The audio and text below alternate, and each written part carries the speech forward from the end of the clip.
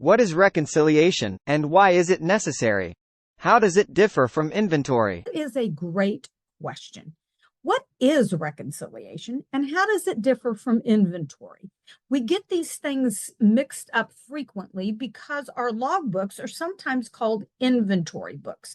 So let's set the record straight and talk about what exactly is reconciliation.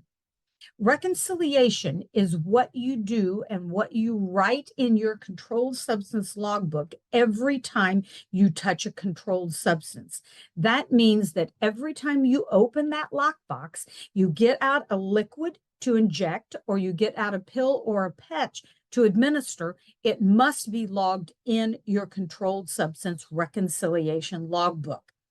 This is a daily and ongoing account of how you're handling your controlled substances. In case you're ever audited with the DEA, you must show where every drop is going or every pill is going, and following it all the way through the closed system to the ultimate end user, which in our industry is both the pet and the pet parent. So documentation in our logbooks is very important. It takes time. It is confusing sometimes. We have mistakes. How do we correct them?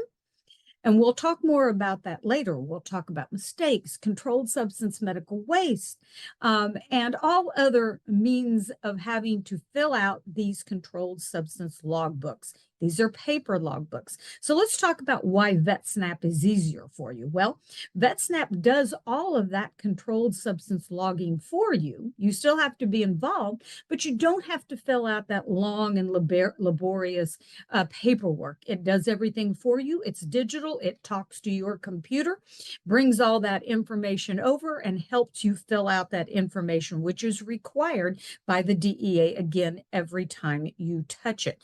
Daily reconciliation is very different than inventory. Inventory is required by the DEA once every 2 years. That is a complete inventory of all controlled substances that you have in the practice, including expired, and how you have to put those on your inventory sheet. And you do not have to send them into the DEA. You do have to keep them.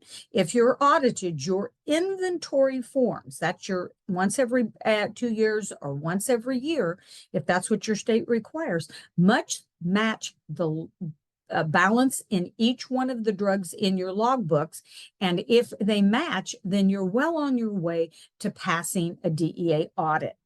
This is very different than your daily reconciliation, which is, again, every time you touch a liquid, a pill, or a patch, it must be recorded in your controlled substance logbook.